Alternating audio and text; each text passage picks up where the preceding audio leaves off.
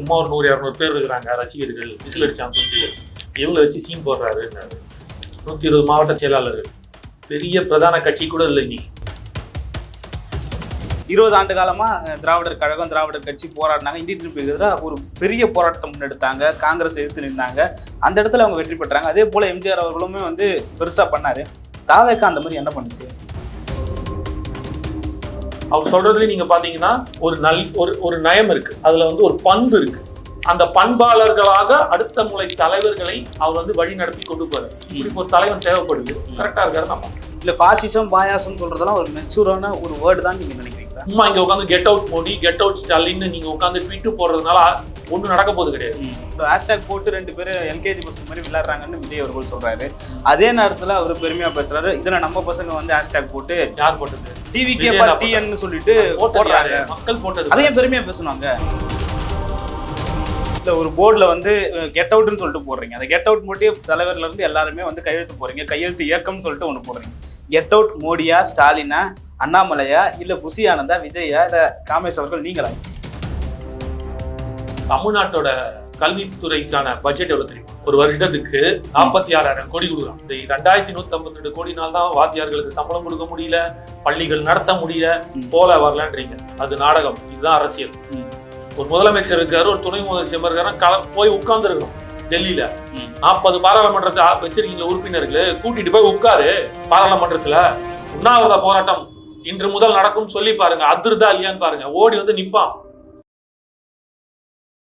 வள்ளுவம் தொலைக்காட்சி நேயர்கள் அனைவருக்கும் வணக்கம். அரசியல் பேசு நிகழ்ச்சிக்கு உங்களை வரவேற்பதில் மகிழ்ச்சி. இன்று நம்மோடு இணைந்திருக்கிறார் விஜயனுடைய ஆதரவாளரும் தமிழ்நாடு இளைஞர் கட்சியினுடைய நிறுவனமான காமேஷ் அவர்கள். வணக்கம். வணக்கம் பிரதர். நல்லா இருக்கீங்களா? ரொம்ப நல்லா இருந்தது. எப்படி? நல்லா இருக்கேன். நேற்று 2ஆம் ஆண்டு தாவேக்காவுடைய அந்த தொடக்க விழா நடந்திருக்கு. அந்த தொடக்க விழாவில் விஜய் அவர்களுடைய அந்த பேச்சு எப்படி இருந்தது? மக்கள் மத்தியில் அது எப்படி போய் சேர்ந்தது நீங்க நினைக்கிறீங்க? விஜய்னா தூங்குனாலே நியூஸ் தானே, அதுல என்ன நல்லா இருந்துச்சு. அவர் ஒரு பாசிட்டிவான ஒரு நோட்டு கொடுக்குற ஒரு தலைவர்ன்றத ஒரு வாட்டி ப்ரூவ் பண்ணிட்டே வர்றாரு.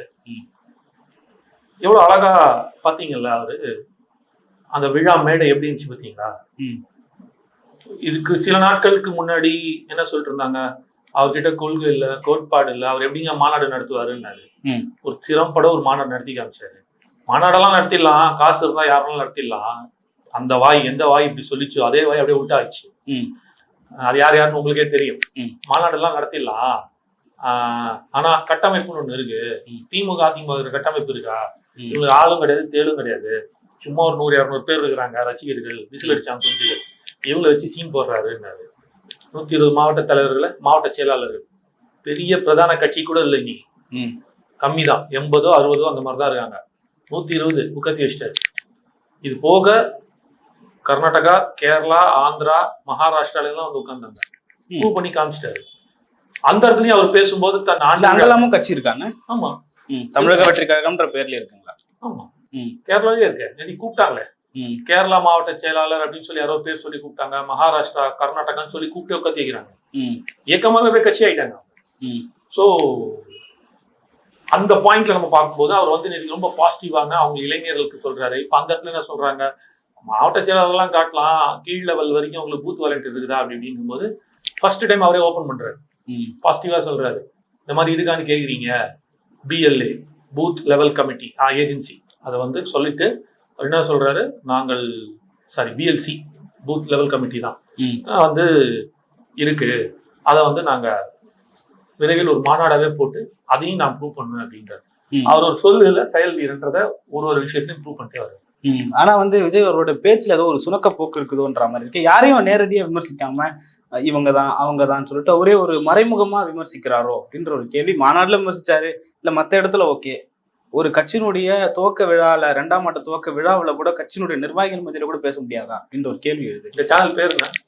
வள்ளுவம் தொலைக்காட்சி. வள்ளுவம் தொலைக்காட்சி. வள்ளுவனோட திருக்குறளோட அதிகாரத்துல புறங்கூறாமைன்னு ஒண்ணு இருக்கு, தெரியுமா? அந்த புறங்கூறாமையை அவர் மெயின்டைன் பண்றாருன்னு நினைச்சு பெருமைப்படுது. நம்மளோட வள்ளுவனோட இதை அவர் மெயின்டைன் பண்ணிட்டு இருக்காரா அப்படிங்கிறது நீங்க பண்ணுங்க. அவர் ஒரு வேற லெவல் பாலிடிக்ஸ் எடுக்கிறாரு. இதை ஏன் சொல்றேன் அப்படின்னா, ஒரு மெச்சூர் பாலிடிக்ஸ்.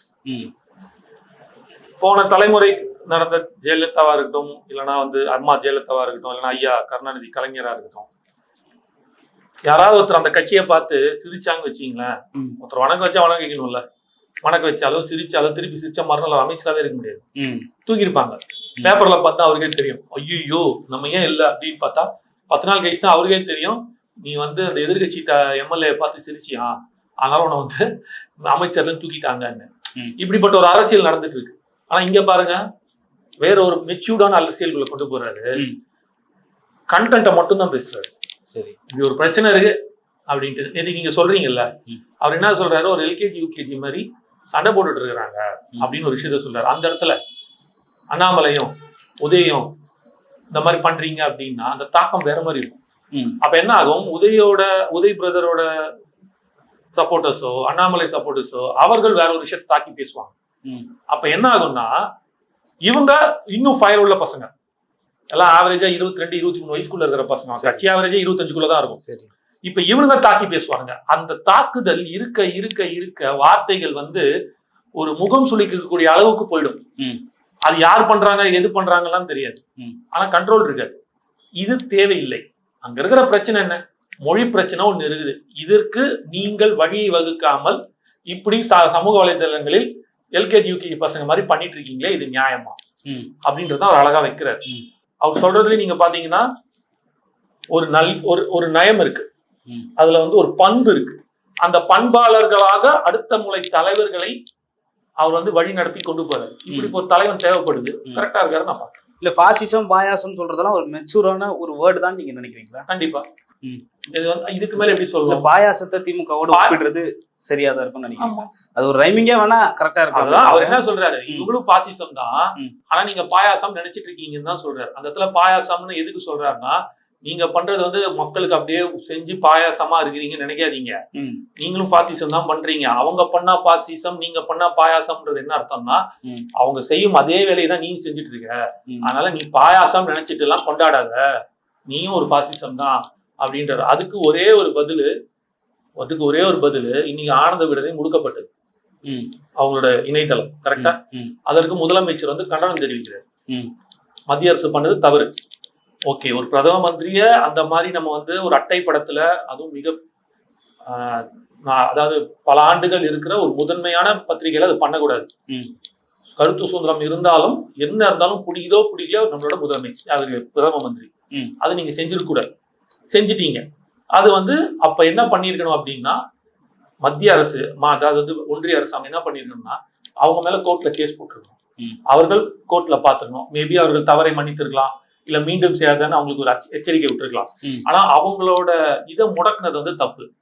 அதே தான் நீங்க இப்ப செஞ்சீங்க, சர்வாதிகாரி பாசிச ஆட்சி மோடியோடது அப்படின்னு முதலமைச்சர் வந்து அறிக்கை விடுறாரு. நீங்க என்ன பண்ணீங்க, சவுக்கண்ணன் நீங்க என்ன பண்ணீங்க, குண்டாஸ்ல ஏன் போட்டீங்க? கருத்து சுதந்திரம் தானே.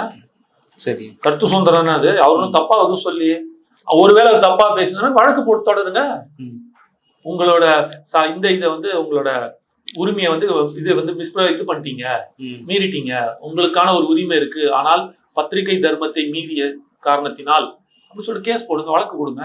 ஆனா அவரோட ஒட்டுமொத்த ஆபீஸையும் மூடி குண்டாஸ்ல அவர் உள்ள போட்டு, அப்ப அதுக்கு பேர் என்ன, பாயசமா?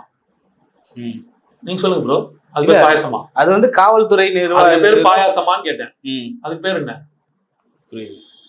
சொல்லுங்க. இல்லன்னா அது வந்து காவல்துறையோட அதிகாரிகளை அவர் வந்து சிறுமைப்படுத்தி பேசிட்டாருன்னு சொல்லிட்டு தான் அவர் மேல வழக்கு போட்டது. இல்ல 2 காவலர்களை வந்து ஒப்பிட்டு பேசிட்டாரு. வழக்கு தொடர்றதுல ஏதாவது தவறு இருக்கா? கிடையாது. நான் அதை பத்தி சொல்லவே இல்லையா, அதெல்லாம் வழக்கு போடக்கூடாதுன்னு நான் சொன்னேன்னா, நீங்க ஏன் அவரை முடக்கி குண்டாஸ்ல போட்டீங்கன்னு கேட்டேன். குண்டாஸ்ல போடுற அளவுக்கு அவர் என்ன பண்றாரு, தேச துரோகியா? அதையும் ஒப்பிட்டு அதனாலதான் பாசிசம் சொல்றீங்களா? ஆமா. இப்போ முதலமைச்சர் ஆனந்த விடனுக்கு நடந்ததுக்கு ஒரு அறிக்கை விட்டார், தப்பா கரெக்டா சொல்லுங்க, தப்பா கரெக்டா சொல்லுங்க. கரெக்டா இல்லையா? கரெக்ட். ஏன்னா அது பாசிசம், மத்திய அரசு செஞ்சது தப்பான ஒரு விஷயம், சென்ட்ரல் கவர்மெண்ட் செஞ்சது தப்பு. அப்ப நீங்க பண்ணது என்ன? அவர் லெவலுக்கு பண்றாருன்னா நீங்க உங்க லெவலுக்கு பண்றீங்க. சரி, அவ்வளவுதான். இப்ப நீங்க என்ன கேட்டீங்க, அவர் வந்து காவல்துறையை தவறாக பேசி விட்டாருன்னு, இவங்க பிரதம மந்திரி தவறா பேசி தெரிச்சிட்டாங்க, அவ்வளவுதான் வித்தியாசம். எப்படி இருந்தாங்க புரியுது. தவறு தானே. இல்ல இவங்க 2 பேரும் பாசிசமும் பாயாசமும் சேர்ந்து செய்யற நாடகம் அப்படின்றாரு. இந்த நாடகம்னு தான் பேச விரும்புறாரா இல்ல மக்களுடைய அந்த உரிமையோ மக்களுடைய அந்த பிரச்சனைகளையோ திமுக பேசலன்றீங்களா? அதனால நாடகம். தமிழுக்காக தமிழருக்காக தானே பேசுறாங்க அவங்க. என்ன இந்தி பேசுறாங்க? எதிர்ப்பு இங்க வந்து பேசுறது திமுக விட்டா வேற யார் இருக்கா? யாரு ஏன் அப்படிதான் கட்டமைக்க வச்சிருக்கீங்க? இந்திய எதிர்ப்பு திமுக மட்டும் தான் பேசுதானே, தமிழ்நாடு கட்சியும் தான் பேசுது. நாங்களும் தான் பேசிட்டு இருக்கோம். இல்ல அவங்க சட்டமன்றத்திலும் நாடாளுமன்றத்திலும் பேசுறாங்கல்ல. எங்க பேசுறாங்க? பேசினா பிரயோஜனம். சும்மா பேசிட்டு இருக்கிறதுக்கு நீ எதுக்கு? அதுக்கு நீ எதுக்கு ஆட்சிக்கு வரணும்? மேடை போட்டு ஓரமா உட்காந்து பேசினே இரு. தினம் கவியரங்கம் நடத்து, தினம் கருத்தரங்கம் நடத்து. அரசாங்கம் ஆட்சியில வந்து உட்கார்ந்து அரசாங்கத்தை உருவாக்கி இருக்கீங்கன்னா அதற்கான சொல்யூஷன் கொடுக்குறவங்க தான் அரசாங்கம். சும்மா பழிய போட்டு உட்கார்றவங்க வந்து அரசாங்கம் கிடையாது. அது நாங்களும் செய்வோம். நீங்க அவர் சொல்றாரு நீங்க வந்து கல்விக்கு நிதி தர மாட்டேன்னா நான் வந்து இங்க இருந்து நிதி அனுப்ப மாட்டேன்னு சொல்ல எனக்கு ஒரு நொடி ஆகாதுன்னு ஸ்டாலின் அவர்கள் அது பண்ணவே முடியாது. அது பண்ணவே முடியாது. எப்படி பண்ணுவீங்க நீங்க? இப்போ ரொம்ப சிம்பிள் பிரதர். 3வது மொழி தான் பிரச்சனை. அவங்க என்ன சொல்றாங்க? இந்தி திணிக்குதுன்னு சொல்றாங்க. சூப்பர், நாங்களும் ஒத்துக்கிறோம் இந்தி திணிக்குதுன்னு. அப்ப நீங்க எடுக்க வேண்டிய நடவடிக்கை என்ன எடுக்கணும் நீங்க நடவடிக்கை? உனக்கு ஹிந்தி தான் பிரச்சனையா 3வது மொழி பிரச்சனையா அப்படின்னு ஒரு பிரச்சனை வருது இல்ல? ரைட், ஹிந்தி தான் திணிக்கிற, சரி ஓகேவா, உனக்கு நான் காட்டுறேன் யாருன்ட்டுன்னு. கேரளா, ஆந்திரா, மகாராஷ்டிரா இவங்க எல்லாரோடையும் டீல் போடுங்க. அவன் மொழி அவன் வளர்க்கணும்னு ஆசைப்படுவானா மாட்டானா? கரெக்டு தானே? நான் என்ன சொல்லுங்க அவங்க கிட்ட கூப்பிட்டு, நான் எங்க இதுல இருந்து மாநிலத்துல இருந்து ஒரு 1000 தமிழ் வாத்தியார் உங்களுக்கு கொடுக்குறேன். நீங்க ஒரு 1000 மலையாள வாத்தியாரோ கன்னட வாத்தியாரோ தெலுங்கு வாத்தியாரோ எனக்கு கொடுங்க. நம்ம 2 பேரும் பிரிச்சுப்போம். நம்ம மொழியை வளர்ப்போம். உன் மொழியும் வளர்த்து என் மொழியும் வளர்த்து. அப்ப அவன் நினைச்ச ஒரு ஹிந்தி வந்து அடி வாங்குதா? இப்ப அவன் வந்து பேச முடியாதுல. கொண்டா என் காசை வாங்கிட்டு போ.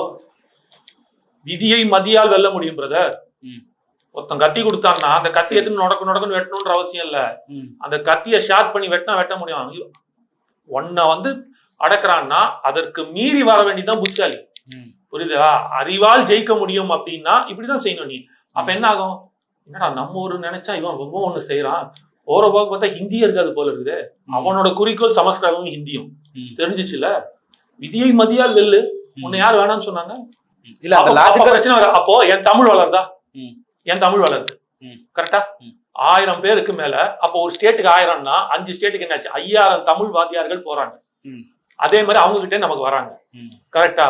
அப்போ இங்க தமிழ் படிக்க வேண்டிய தெலுங்கு இங்க வந்து தமிழ்நாட்டுல கிட்டத்தட்ட 30% தெலுங்கர்கள் இருக்காங்க. இன்னைக்கு அவர்கள் வெறும் பேச்சு மொழியாக இருக்கிறதே தவிர எழுத்து மொழியாக இல்ல தமிழ்நாட்டுல இருக்கிறவனுக்கு. ஏன்னா எனக்கு தெரிஞ்சவரே, எனக்கு தெரிஞ்ச ஒரு நண்பரே அவர் தெலுங்கு தான். ஆனா என்னோட சூப்பரா தமிழ் பேசுறாரு. தெலுங்கு எழுத்து தெரியாது, படிக்க தெரியாது. அவங்க பசங்க சுத்தம். சரி, ஸ்கூல்ல போட்டிருக்கிறதே வந்து தமிழுக்கு தான் போட்டிருக்காரு. தமிழ் பற்று உள்ள பயங்கரமான. அதனால குறை சொல்லல. ஏன்னா அவங்க அப்பா காலத்துக்கு முன்னாடி தாத்தா காலத்துல நீங்க தான் இருக்காரு. அப்போ அந்த அவர்கள் தாய்மொழியை வளர்க்கறதுக்கு ஒரு வாய்ப்பு கொடுத்துருங்க. தெலுங்கு எடுத்துக்கணும், தெலுங்கு எடுத்துக்கணும், மலையாளம் எடுத்துக்கணும், கன்னடம் எடுத்துக்கணும், ஹிந்தி எடுத்துக்கணும், ஹிந்தி எடுத்துக்கணும். நம்ம வேணாம்னு சொல்ல. ஆனால் அதை சரி பண்ணணும். அப்ப நீ இப்படி வளர்த்துக்கோ செய்யி. இல்ல அதை எதிர்க்கிறப்ப நீங்க அதை நாடகம்னு சொல்றீங்க. சரி, அமித்ஷாவும் இத அண்ணாமலை அவர்களும் உதயநிதி அவர்களும் சரி இல்ல அதான் சொல்லிட்டு இருக்கிறோம். நீ உண்மையிலேயே வளர்க்கக்கூடியவன் என்றால் இதை செஞ்சுட்டு போயிடு. அப்ப அவனுக்கு என்ன தோணும்னா, ஐயா என்னோட மராத்தி மொழி வளருது ஐயா, என்னோட போஜ்பூரி மொழி வளருது ஐயா, என் தெலுங்கு வளருது ஐயா அப்படின்ற போது இது வந்து 2 ஸ்டேட் வரல. அவங்க 2 மொழி போதும், எனக்கு மும்மொழி ஒண்ணு தேவையில்லைன்னு வராங்க அவங்க. அதை விட்டுருங்க. அதுல வந்து அமித்ஷா அவர்கள் வந்து இதுல அவரோட சேர்ந்து நாடகம் போட வேண்டிய அவசியம் இருக்கா? நேற்று சொல்லியிருக்காரு அமித்ஷா அவர்கள், தேச விரோத கட்சியா வந்து திமுக இருக்குதுன்னு சொல்லியிருக்காரு. அவர் 1000 சொல்லுவாரு. அவர் சொல்றதெல்லாம் கேட்கலாம், தேச விரோதம் சொல்லிட்டு இருப்பாங்க, ஆன்டி இண்டியன்பாங்க. உலகத்திலே இவங்களுக்கு தான் நாட்டுப்பட்டு இருக்கிறாங்க. இப்ப இந்த விஜய் நாடோடிகள் இருக்கிற மாதிரியே பேசிருந்தீங்கன்னா அது யார் பொறுப்பு? ப்ரோ அவன் ஆளுக்கு சொல்லுவான். உண்மை என்ன தன்மை இத பாருங்க. உனக்கு இருமொழி கொள்கை வைத்துக் கொண்டாலும் வைத்துக்கொள், அதெல்லாம் வேணாம்லாம் சொல்ல மாட்டேன். இங்க இருமொழி கொள்கையே போதும், மும்மொழி வேண்டாம் என்றால் இருக்கு. அவங்க இந்தி திணிப்புன்னு தான் பேசிட்டு இருக்காங்க. அவங்க என்ன சொல்றாங்க? நாங்க இந்தி திணிக்கல, நீ எதை வேணாலும் வச்சுக்கோ அப்படின்றாங்க. காசு கொடுக்க மாட்டாங்க. 2வது தமிழ்நாட்டோட கல்வித்துறைக்கான பட்ஜெட் எவ்வளவு தெரியுமா ஒதுக்கிறாங்க வருஷத்துக்குன்னு? சொல்லுங்களேன். 46,000 கோடி. ஒரு வருடத்துக்கு 46,000 கோடி கொடுக்குறான் பட்ஜெட் ஒதுக்கப்பட்டிருக்கு. 2152 கோடி இல்லாம தான் வாத்தியார்களுக்கு பணம் சம்பளம் கொடுக்க முடியல. ரூபா இருந்தாலும் அது தமிழ்நாட்டுக்கு வர வேண்டிய காசா இல்லையா? சொல்லுங்க. இந்த 2152 கோடினால தான் வாத்தியார்களுக்கு சம்பளம் கொடுக்க முடியல. பள்ளிகள் நடத்த முடியல, போல வரலன்றீங்க. அது நாடகம், இதுதான் அரசியல். என்ன சொல்லிருந்தோம், நீ எனக்கு 10 விசா கொடுக்க வேணாண்டா, நான் நடத்தி காட்டுறேன் பாடுறா அப்படின்னு நீ சவால் விட்டுட்டு உட்காரணும். எதுக்கு பழி தூக்கி எங்க போடுறீங்க? ஏன்னா இங்க நீங்க அரசியல் பண்றீங்க. அவங்க என்ன நினைக்கிறாங்க, அவங்க அப்படியே உலகமாக புக்சாலி மாதிரி என்ன சொல்றாங்க, அவங்க மூணாவது மொழி படிக்க விடாமல் நீங்கள் ஏழை மாணவர்களை வஞ்சிக்கிறீர்கள். காசை கொடுக்காம நீ தானே வஞ்சிச்சுட்டு இருக்கிற. அது உனக்கு அவங்களுக்கு கவர்மெண்ட் இருக்கிற பிரச்சனை சார். ஏன் அடுத்த தலைமுறை பசங்களை ஏன் நீங்க வாட்டி வச்சுக்கிறீங்க? உனக்கு யாரும் அந்த ரைட்ஸ் கொடுத்தா? உன் வீட்டு காசியா கேட்கறான்? உன் காசா? அது அமித்ஷா வீட்டு காசா, மோடி வீட்டு காசா, அண்ணாமலை வீட்டு காசா? யார் வீட்டு காசு? மக்கள் வரி பணத்தை தானே கொடுக்குறீங்க. கொடுத்துட்டு நீ கோர்ட்டுக்கு போ. சரி, சென்ட்ரல் கவர்மெண்ட், ஒன்றிய அரசோ மத்திய அரசோ இதுக்கு போனோம் கோர்ட்டுக்கு. அந்த நடுவண் அரசு கோர்ட்டுக்கு போச்சு அப்படின்னா அங்க பேசுங்க. தமிழக அரசும் நடுவண் அரசும் கோர்ட்ல உச்ச நீதிமன்றத்துல பேசுது. அங்க டிசைட் பண்ணுவாங்க வேணுமா வேணாமா, இருக்கணுமா இருக்க கூடாதா அப்படின்ட்டு. இவங்க பண்ணது அரசியல், அவங்க பண்றது பெரிய தப்பு. என்ன பண்ண சொல்றீங்க? எல்லாத்துக்குமே நீங்க நீதிமன்றத்துக்கு போனா எதுக்கு சட்டமன்றம், எதுக்கு பாராளுமன்றம், மாநில உரிமை பேசுறாங்க. அடுத்தது என்ன சொல்றீங்க நீங்க? நாங்கள் சென்ட்ரல்ல உட்கார்ந்து இருந்தோம்னா இது நடக்காதும்பீங்க. அதனால அதான் 40 கொடுத்தோம். என்ன பண்றீங்க? மத்த இடத்துல வருது, நான் என்ன பண்றது? அப்ப ஒண்ணு பண்ணுங்க, இந்தியா ஃபுல்லா போயிட்டு உங்க திமுக பிரச்சாரம் பண்ணி இந்தியா ஃபுல்லா நின்று இதே மாதிரி 540 தொகுதியில 543ல 250 வாங்கி ஜெயிச்சு உட்காருங்க. சந்தோஷப்படுறோம். அதுக்கப்புறம் நீங்க உங்க திட்டத்தெல்லாம் கொண்டு வாங்க. ஏதாவது பேசணுமேனு பேசக்கூடாது. அப்புறம் நான் இப்படிதான் பேசணும், உங்களுக்கு எல்லாம் நடக்கக்கூடியதை பேசுங்க. சும்மா சொல்றதுக்கு நீங்க கிடையாது, செய்யணும். சும்மா இங்க உட்காந்து get out Modi, get out Stalin நீங்க உட்காந்து ட்வீட் போடுறதுனால ஒண்ணும் நடக்க போகுது கிடையாது. ஒரு முதலமைச்சர் இருக்காரு, ஒரு துணை முதலமைச்சர் இருக்காரு, போய் உட்கார்ந்து இருக்கணும். டெல்லியில 40 பாராளுமன்றத்தை வச்சிருக்கீங்களா உறுப்பினர்கள், கூட்டிட்டு போய் உட்காரு. பாராளுமன்றத்துல உண்ணாவிரத போராட்டம் இன்று முதல் நடக்கும் சொல்லி பாருங்க. அதிர்தா இல்லையான்னு பாருங்க. ஓடி நிப்பான். எப்படிங்க உங்க கல்வி அமைச்சர் தர்மேந்திர பிரதாப் வர இல்லைன்னு சொல்றாரு எங்களுக்கு அப்படின்னு மோடியை பிடிச்சி கேளுங்க, சட்டையை உழுக்குங்க. இங்க உட்காந்து நானும் ரவுடி தான் சீனை போட்டு உட்காந்துக்கிறீங்க. இல்ல, இந்த ஹேஷ்டாக் விஷயத்துல கூட ஹேஷ்டாக் போட்டு 2 பேரும் எல்கேஜி பசங்க மாதிரி விளையாடுறாங்கன்னு விஜய் அவர்கள் சொல்றாரு. அதே நேரத்துல அவர் பெருமையா பேசுறாரு, இதுல நம்ம பசங்க ஹேஷ்டாக் போட்டு. யார் போட்டது?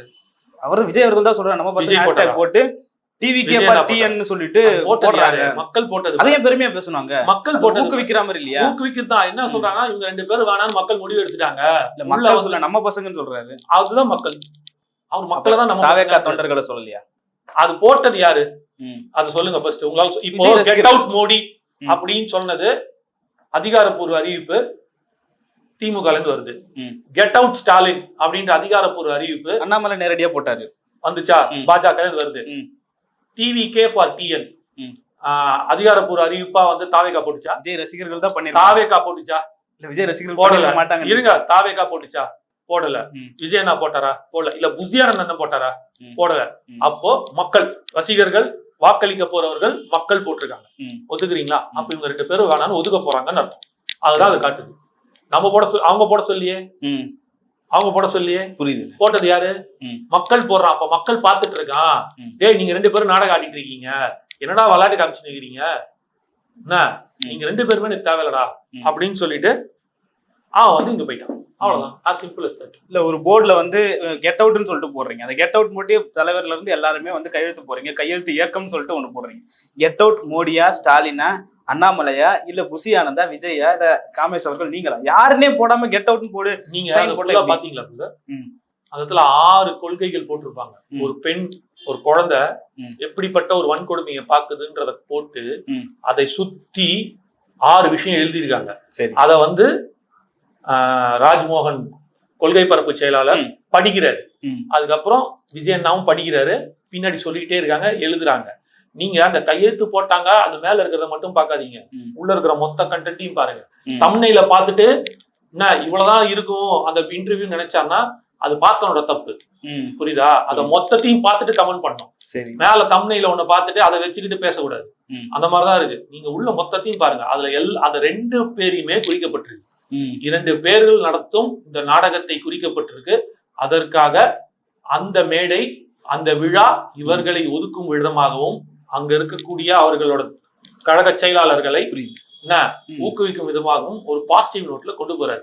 வந்தோம் சும்மா உட்கார்ந்தோம் இல்லாம அவர்களோட பங்களிப்பு என்ன, அதுல வந்து சும்மா உட்காந்துட்டு போறாங்க, ஏதாவது பண்ணாங்களான்னு அடுத்தது கேட்டிருப்பீங்க. நீங்க அது கேட்க முடியாது. அந்த இயக்கத்தை எடுக்கும்போது அவர்களுக்கு இப்படி ஒரு விஷயம் இருக்கு, இதை நான் முன்னெடுத்து கொண்டு போகணுன்றதை கொண்டு வர சொல்றேன்.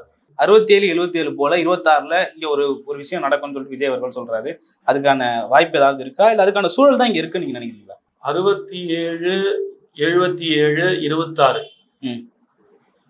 சரி, 67, 77 நடந்ததுக்கு காரணம் சொல்லுங்களேன். 67ல வந்து இந்தி திணிப்பு வச்சு திமுக பெருசா வெற்றி பெறாங்க.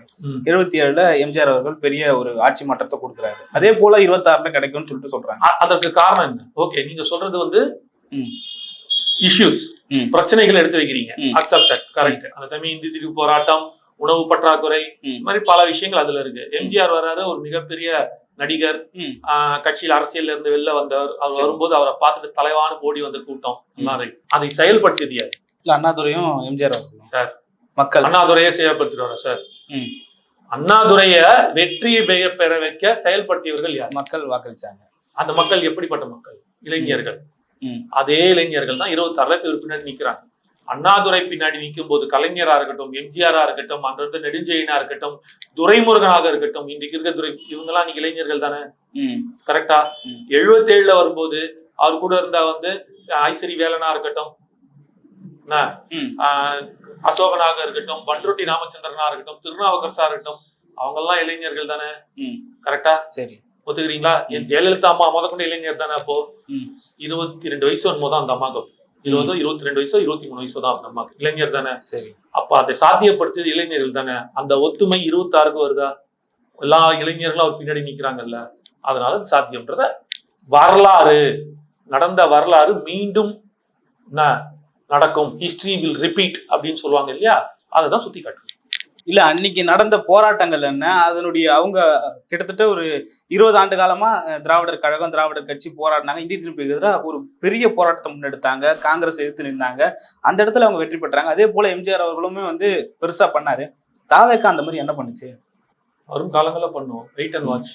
இன்னும் ஒரு வருஷம் இருக்குல்ல, எலெக்ஷன் நாளைக்கா சார், அடுத்த வாரம் எலெக்ஷன் சார். இது வரைக்கும் இவங்களை பத்தி ஒண்ணுமே இல்ல, சும்மா ஒரு மாநாடு போட்டுக்கிறாரு, 2 மீட்டிங் பேசியிருக்காரு. இதுக்காக மக்கள் ஓட்டு போட்டுருவாங்களா நீங்க கேட்டீங்கன்னா அது ஒரு நியாயம் இருக்கு. இன்னும் வந்து இருக்குது பிரதர். இப்ப சொன்னார்ல யாதவ் அர்ஜுன், 62 வாரங்கள் இருக்கிறது, இனி 62 வாரங்கள் விஜய் எங்க தலைவர் தான் எதிர்கட்சியாக இருப்பாருன்னா என்ன அர்த்தம்? இவங்களை போட்டு இவங்க செய்யற ஊழல் அத்தனையும் கிழிக்க போறாருன்னு அர்த்தம், கிழிச்சு தொங்க விட போறாருன்னு அர்த்தம். ஸோ டெய்லி அவர் தான் டாக்கா இருக்க போறாரு, டெய்லி பிரேக்கிங் நியூஸாவே அவர் தான் இருக்க போறாரு, எவ்ரி அவர் பிரேக்கிங் நியூஸா இருக்க போறாரு. அவர் அஜெண்டா ரெடின்னு வேற சொல்லிட்டாரு.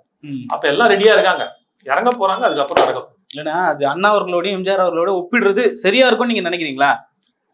எலெக்ஷன்ல ஜெயிச்சதுக்கு அப்புறம் தானே பிரதர் வந்துச்சு. அண்ணா எம்ஜிஆர் செஞ்சதெல்லாம், ஒருவேளை அண்ணா தோத்துட்டாரு காமராஜர் கிட்ட, ஏங்க அவ்வளவு நேர்மையான மனுஷனே தோத்து போயிட்டாருங்க. இவ்வளவு ஊழல் கொள்ளையர்கள் இவங்களெல்லாம் தோக்கடிக்கிறது பெரிய கஷ்டமா? மக்களுக்கு ஒரு நல்ல தலைவன், நேர்மையான உண்மையான ஒரு தலைவன் தேவை. அதை பார்த்துட்டாங்கன்னா கண்மூடித்தனமா ஓட்டு போட்டு போயிட்டே இருப்பாங்க. கிடைக்கல, வெயிட்டிங், அது நடக்கும். இது வந்து நான் சொல்லணும் அப்படின்னா இன்னும் கூட சொல்றேன், வான் நோக்கி வாழும் உலகம் எல்லாம் மன்னவன் கோன் நோக்கி வாழும் குடி அப்படின்னு வள்ளுவன் சொல்லியிருக்கான் வரிகள். அது என்னன்னா, மழையே எப்படி மழைக்காக இந்த உலகம் வேண்டி கொண்டு இருக்கிறதோ, தேவைப்படுகிறதோ, அது போல் ஒரு நல்ல நேர்மையான உண்மையான தலைவனுக்காக பல ஆண்டுகளாக தமிழகம் தேடிக் கொண்டிருக்கிறது. அப்படிப்பட்ட ஒரு தலைவனாக விஜயண்ணா வருவார்.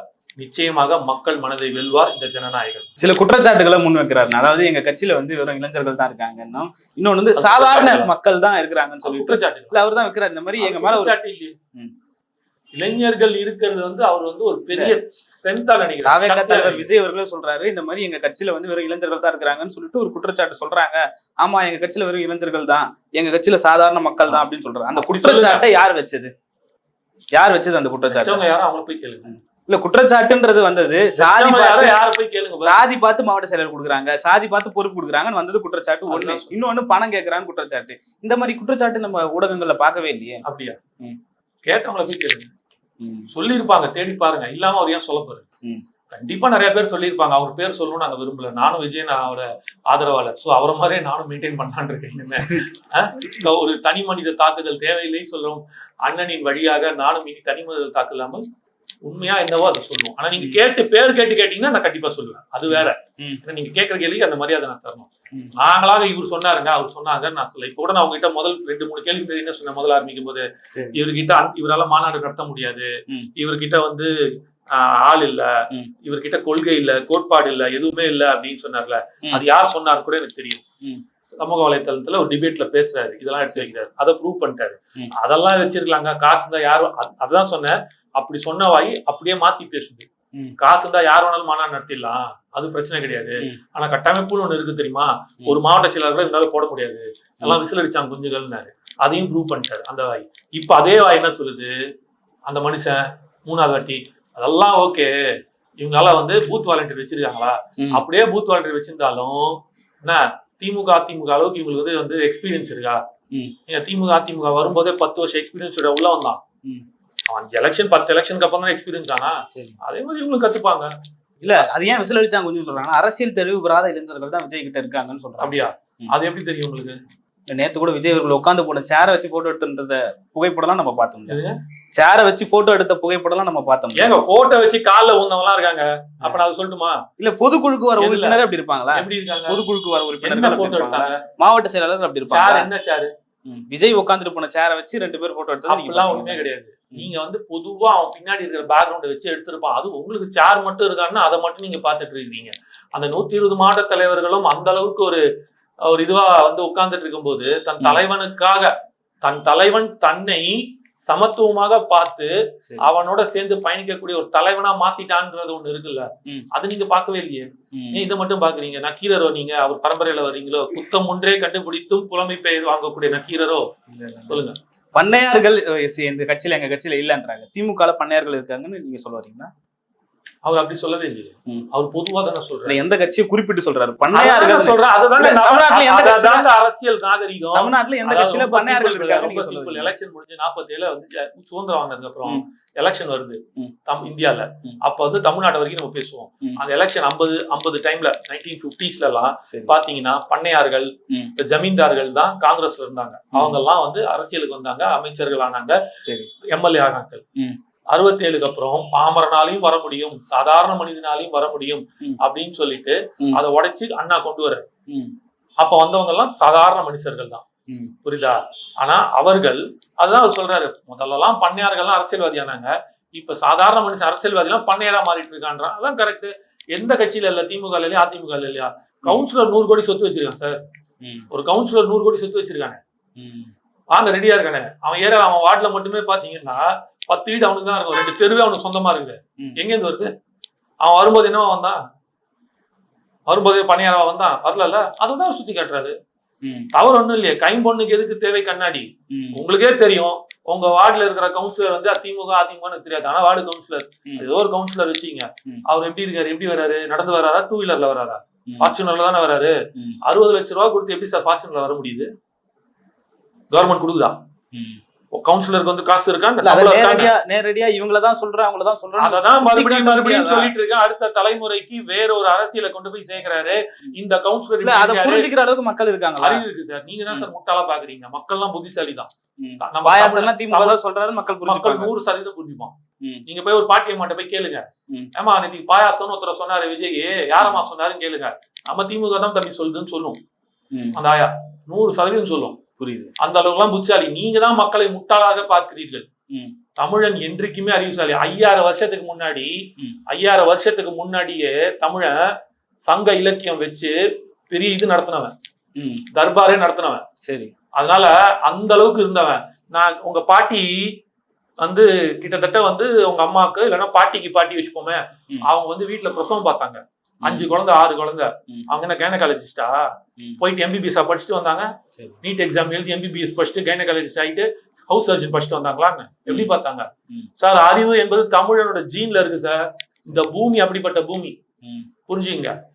புரியுது. PK அவர்களுக்கும் விஜய்க்கும் என்ன தொடர்பு? திடீர்னு என்ன கூட்டணி கணக்கு? தேசிய கட்சியில தேசியத்துல ஒரு 3வது அணியா உருவாக்க ஏதாவது முயற்சி இருக்கா? தெரியல, வரும் காலங்கள் சொல்லுவோம். எனக்கு இப்படி தெரியும். நீங்க பிகே தான் கேட்கணும் சார், இல்ல விஜய் நான் தான் கேட்கணும். நேரடியா இது வரைக்கும் எந்த கட்சி மேடைகள்லயும் வந்து உட்கார்ந்ததுல பேசலாம். என்னன்னா நம்ம ஏற்கனவே கூட ஒரு பத்தி பேசியிருக்கோம். நீங்களே கூட சொன்னீங்க காசுக்காக வரல, அவரோட நண்பர் அவரோட தோழர்னு சொல்லிட்டு நீங்க சொன்னீங்க. அதோட ஒரு முக்கியமான இன்னொரு விஷயமும் சொன்னேன்.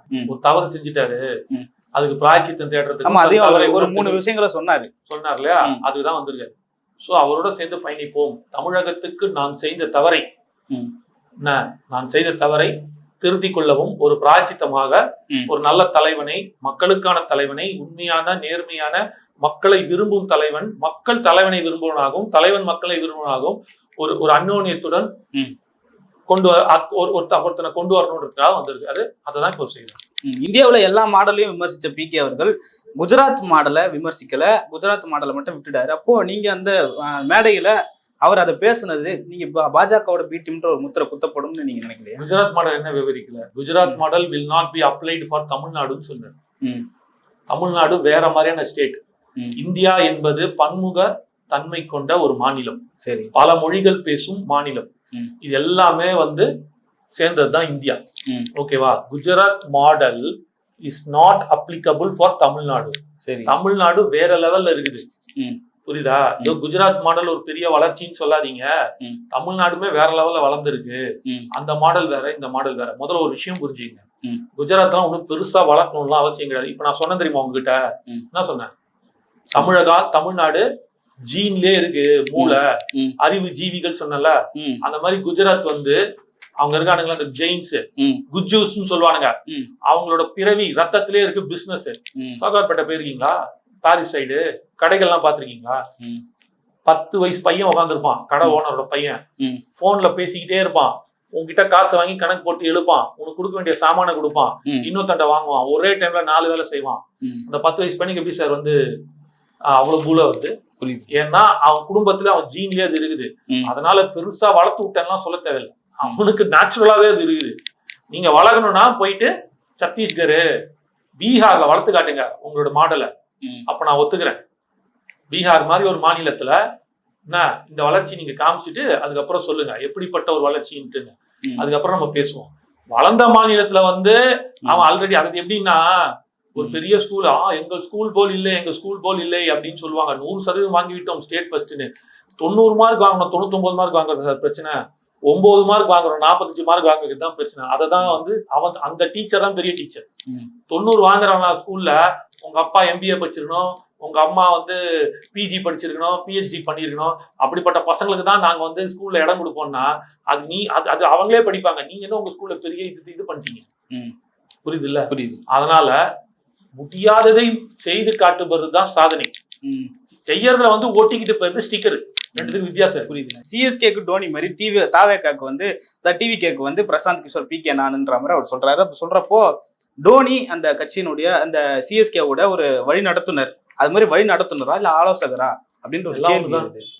என்ன வித்தியாசம்? பூ வேற புஷ்பா ஒரு கேப்டன், இதுல தாவேக்காக்கு ஒரு கேப்டனா? பூ வேற புஷ்பா வரையா? சொல்லுங்க. இப்ப தாவேக்காக்கு ஒரு மறைமுக கேப்டன் PK தான் ஒருத்தர் இருக்காரு. அதுல என்ன சொல்வீங்க இப்போ? சொல்லுங்க. அப்ப ஸ்டீஃபன் பிளெமிங் இது வரைக்கும் வந்து 6 தடவை என்னமோ ஜெயிச்சிருக்கு CSK. சரி, 6 தடவை. கோச் வேற கேப்டன் வேற இல்ல, அவ்வளவுதான் பஸ். இன்னைக்கு கேப்டன்றது விஜய். கோச் ஸ்டீஃபன் பிளெமிங் இடத்துல இருக்கிறவர் தான், அறிவுரை கொடுத்து அதற்கான ஸ்ட்ராட்டஜி ஒர்க் பண்றவர் தான் PK. சரி, ஆல்ரெடி ஜான் ஆரோக்கியசாமின்னு ஒருத்தர் இருக்காரு, இவரும் இருக்காரு. அவ்வளவுதான். அவர் தான் என்ன சொன்னாரு, என்னோட ஸ்ட்ராட்டஜியே விஜய்க்கு தேவையில்லைன்னு சொன்னாரா இல்லையா? சரி, என்னோட ஸ்ட்ராட்டஜியே விஜய்க்கு தேவையில்லை, அவருக்கே எல்லாமே தெரியுது. இருந்தாலும் நான் அவர் கூட இருக்கிறதுக்கு காரணம் நான் சொன்ன முதல் காத்து தான். அதற்காக அவருக்காக நான் நிக்கிறேன். அடுத்த முறை அவர் ஜெயிப்பாரு, நான் ஜெயிச்சு வரும்போது நான் தமிழ்ல பேசுறேன்னு அவருக்கு கான்பிடண்டா சொல்றாரு. இது முன்னாடி PK 12 கட்சிக்கு மேல ஒரு வேலை செஞ்சிருக்காரு. ஏதாவது ஒரு கட்சி மேடை ஏறி இருக்காரா? வெளியில தெரிஞ்சுதா? இல்ல, தெரியல. இந்த வாட்டி ஏறி நின்று பேசுறாரு அப்படின்னா அப்போ அவரே கணிச்சிட்டாரு 26ல விஜயனை தான் ஜெயிக்க போறாரு.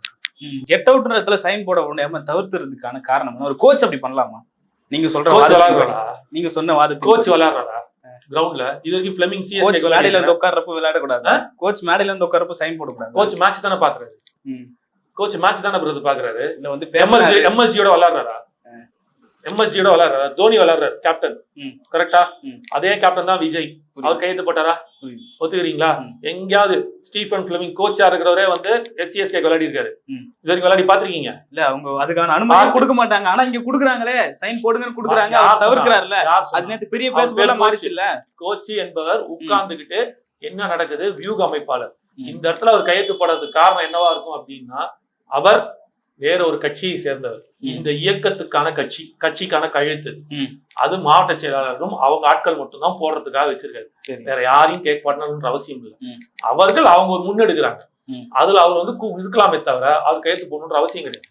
எதுக்கு போனா அவர் வேற ஒரு கட்சியை சேர்ந்து இல்ல, அவரா போடலன்னா நம்ம இதை கேட்க போறது இல்ல. ஆனா அதை கொடுத்து மறுக்கிறாருன்றப்பதான் அது ஒரு கேள்வி. தெரியலங்க, கொடுத்தவர் யாருங்க? ஏங்க இப்போ 10 பேர் நிக்கிறான் அப்படின்னா அங்கனோட வேலைப்பா வரவனுக்குலாம் பேனா கொடுன்னா அவன் கூட்டு போய் பேனா கொடுப்பான். இவனுக்கு கொடு அவனுக்கு கொடுன்னு அவனுக்கு தெரியாது. PK அதே மாதிரி போய் நீட்டி இருப்பான். தம்பி நான் பண்ணக்கூடாது தம்பி, தப்பாயிடும் அப்படின்னு அவன்கிட்ட சொல்லியிருப்பாரு. ஓகே, நான் போய் நின்று இருப்பான். அவ்வளவுதான். அவனோட வேலை பேனா கொடுக்கறதுங்க. ஒருத்தன் பேனா கொடுத்தத போய் உட்காந்து பார்த்துன்னு இருக்கிறீங்க. அதுதான் சொல்றேன், அடுத்த தலைமுறைக்கு கொண்டு போய் நல்லது செய்யுங்க. என்னமோ புத்தத்தை மட்டும் உட்காந்து பார்த்துட்டு இருக்காதீங்க. அவன் ஏன் பேனா கொடுத்தான், அதுல ஏங்க அவர் வந்து ரெட் கலர்ல கையெழுத்து போடுறாரு, கிரீன் கலர்ல போடாம? அப்ப வந்து அந்த கிரீன் கலர் யாரோடதுன்னு தெரியும், அவருக்கு எதிர்த்து நிக்கிறாரா அப்படின்னு அடுத்தது வைப்பீங்களா? ஒரு ரெட்டுல போடுறாரு, ரெட்டு கம்யூனிஸ்டுக்குங்க.